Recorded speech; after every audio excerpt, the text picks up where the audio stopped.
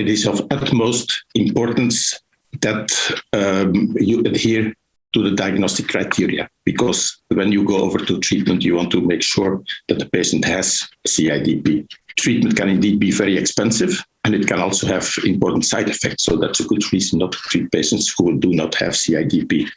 The other remark is treat only if there is disability and impairment, and treat only if there is active disease, which means objective worsening that cannot be explained by axonal loss. We distinguish two treatment categories: induction and maintenance. For induction treatment, there are three modalities that are proven effective: corticosteroids, IVIG, and plasma exchange.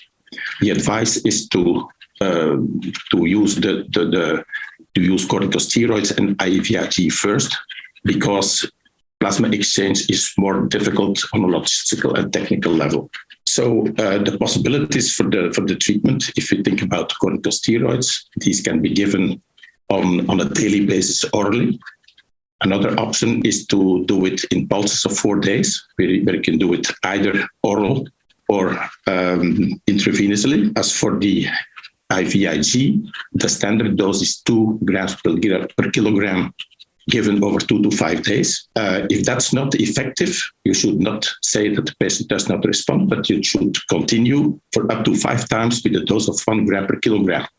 An alternative would be to give a second full dose of 2 grams per kilogram. Now, if you give a first treatment and the patient does not respond, then of course you should reconsider the diagnosis. And if you still think this is CIDP, you go on with the second proven effective treatment. Again, if the patient does not respond to this, you should certainly reconsider the diagnosis and also think about referring the patient to a specialist center. And this certainly should happen if after the third treatment, there is still no response. Still this happens. And if it happens and this diagnosis is still likely to be CIDP, it is allowed to try immunosuppressive treatment, even if the evidence for this is of very low certainty.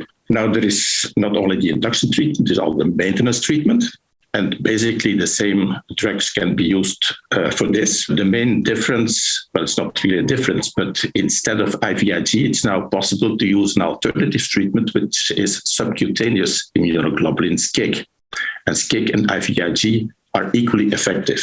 Whether you want to switch a patient to SCIG, that depends mainly on the patient preferences. It is more comfortable for the patient because he does not have to go to the hospital anymore for his treatment.